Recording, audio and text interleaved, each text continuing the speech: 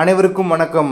2030 to 31க்குள் DARIN-2 avionics suit பொருத்தப்பட்ட சுமார் 60 Jaguar விமானங்கள் படிப்படியாக ஓய்வு பெறுவதில் தொடங்கி இந்திய விமானப்படை குறிப்பிடத்தக்க கடற்படை நவீனமயமாக்கல் முயற்சியில் இறங்க உள்ளது. 1970களின் பிற்பகுதியில் இருந்து IAFக்கு சேவை செய்த இந்த விமானங்கள் படையின் தற்போதைய நவீனமயமாக்கல் முயற்சிகளின் ஒரு பகுதியாக படிப்படியாக மேம்பட்ட மாதிரிகளால் மாற்றப்படும். 1978ஆம் ஆண்டு ஆங்கிலோ பிரெஞ்சு நிறுவனமான SEPECAT உடன் கையொப்பமிடப்பட்ட வரலாற்று சிறப்புமிக்க $1 பில்லியன் ஒப்பந்தத்தின் மூலம் பெறப்பட்ட பழைய ஜாக்குவார்களின் பழைய தொகுதிகளை இலக்காக கொண்டு 2028இல் ஓய்வு பெறும் செயல்முறை தொடங்கும் என்று எதிர்பார்க்கப்படுகிறது. இந்த ஒப்பந்தம் 160 ஜாக்குவார்களை வாங்குவதற்கு உதவியது. முதல் 40 பறக்கும் நிலையில் வழங்கப்பட்டது. தற்போது IAF உலகளவில் ஜாக்குவார் விமானத்தின் ஒரே ஆபரேட்டராக நிற்கிறது. அம்பாலா, ஜாம்நகர் மற்றும் கோரக்பூர் ஆகிய இடங்களில் 20 போர் விமானங்கள் அடங்கிய 6 படைப்பிரிவுகளில் ஒரு கடற்படை விநியோகிக்கப்படுகிறது. ஆழமான ஊடுருவல் வேலைநிறுத்த விமானம் என்ற செயல்பாட்டிற்காக புகழ்பெற்ற ஜாக்குவார்ஸ் பல தசாப்தங்களாக IAFின் மூலோபாய திறன்களில் ஒரு முக்கிய பங்கை கொண்டுள்ளது.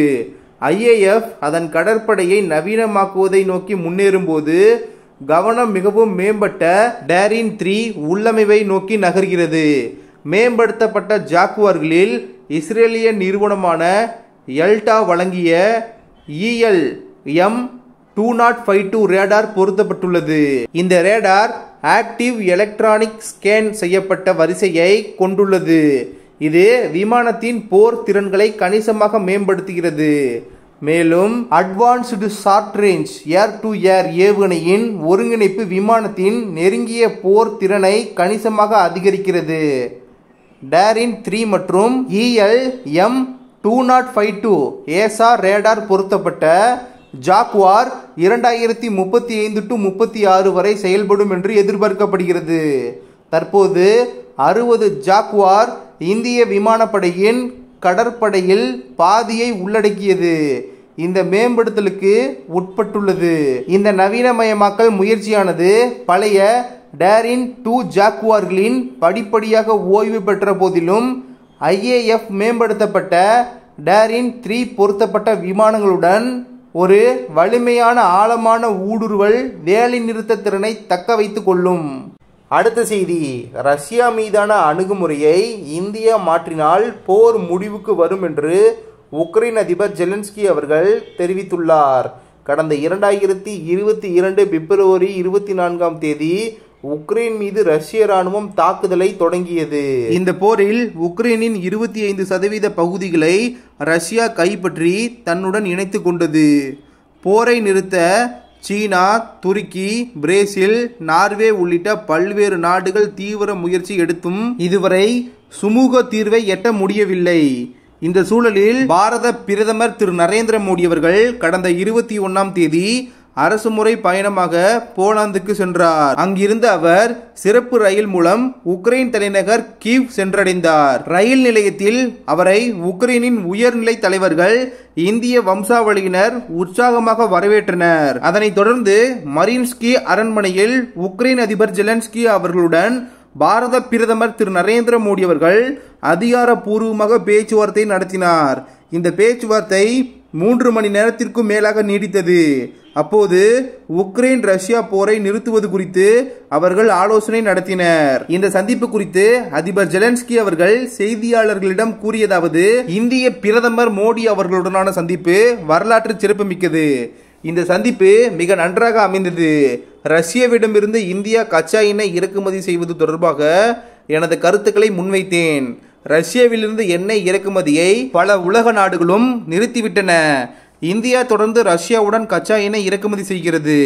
இதனை இந்தியா நிறுத்தினால் புதின் அவர்கள் மிகப்பெரிய சவால்களை எதிர்கொள்ள நேரிடும். புதின் அவர்களுடைய பொருளாதாரம் ஆயுதம் சார்ந்தது. அவருடைய கரங்களை இந்தியா மற்றும் சீனாவின் எண்ணெய் இறக்குமதி வலுவாக்குகின்றன. அந்த வகையில் ரஷ்ய ஆயுதப்படையை பலப்படுத்துவதை இந்தியா நிறுத்த வேண்டும். இந்தியா நினைப்பது போல் புதின் அவர்கள் இந்தியாவை மதிக்கவில்லை.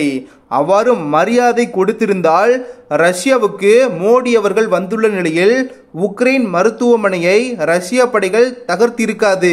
இந்தியா எங்களின் பக்கம் நிற்க வேண்டும் என்று நாங்கள் விரும்புகிறோம். நடுநிலை பக்கத்தை நாங்கள் விரும்பவில்லை. இந்தியர்களின் அணுகுமுறை மாறினால் ரஷ்ய போர் நிச்சயம் முடிவுக்கு வரும். இந்தியாவுக்கு மிகப்பெரிய செல்வாக்கு இருக்கிறது.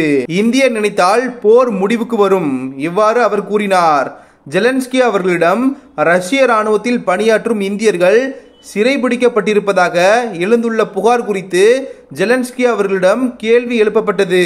அப்போது ஜெலன்ஸ்கி அவர்கள் அப்படி யாரும் சிறைபிடிக்கப்படவில்லை. அது பற்றிய தகவல் எனக்கு தெரிய வந்தால் நான் அவர்களை விடுவிப்பேன் என்றார். அதேபோல் ஐநா தீர்மானங்களில் இந்தியாவின் நிலைப்பாடு குறித்து கேள்வி எழுப்பப்பட்டது. அதற்கு ஜெலன்ஸ்கி அவர்கள் அது பற்றி பிரதமர் மோடி அவர்களுடனான சந்திப்பில் எதுவும் பேசவில்லை, பழசை திரும்பி பார்க்கவில்லை, ஆனால் இந்தியா ஆதரவை எதிர்பார்க்கிறோம் என்றார். உக்ரைன் அதிபர் ஜெலன்ஸ்கி அவர்களின் கருத்து குறித்து இந்திய வெளியுறவுத்துறை அமைச்சர் ஜெய்சங்கர் அவர்கள் விளக்கமளித்துள்ளார். அதில் ரஷ்யாவிடம் எண்ணெய் கொள்முதல் செய்வதை உக்ரைன் பிரச்சனையாக எழுப்பியது. நாங்கள் தற்போதைய எரிசக்தி சந்தை சந்தித்து வரும் சவால்களை கூறியதோடு உள்நாட்டில் எரிபொருள் விலையை கட்டுப்படியாகும்படி நிலையானதாக வைக்க ரஷ்ய எண்ணெய் கொள்முதல் எவ்வளவு முக்கியமானதாக இருக்கிறது என்பதை எடுத்துரைத்தோம் என கூறியுள்ளார். இதே நேரத்தில் பாரத பிரதமர் அவர்கள் பேசியது என்ன என்பதை பற்றி பார்க்கலாம். முன்னதாக ஜெலன்ஸ்கி அவர்களுடனான சந்திப்பின் போது பாரத பிரதமர் மோடி அவர்கள் உக்ரைனுக்கு பயணம் செய்த முதல் இந்திய பிரதமர் என்ற பெருமையை பெற்றுள்ளேன். ஆகஸ்ட் 24ஆம் தேதி உக்ரைன் தேசிய தினம் கொண்டாடப்படுகிறது. இந்த நாளில் உக்ரைனில் மீண்டும் அமைதி திரும்ப வேண்டும் என்று வாழ்த்துகிறேன். போரால் பாதிக்கப்பட்ட உக்ரைனுக்கு உதவுவதில் மற்ற நாடுகளை விட இந்தியா 2 அடி முன்னால் இருக்கிறது. போரில் இழந்த குழந்தைகளை நினைக்கும் போது மனம் துடிக்கிறது. நாகரிகமான சமுதாயத்தில் குழந்தைகள் கொல்லப்படுவதை ஒருபோதும் ஏற்க முடியாது.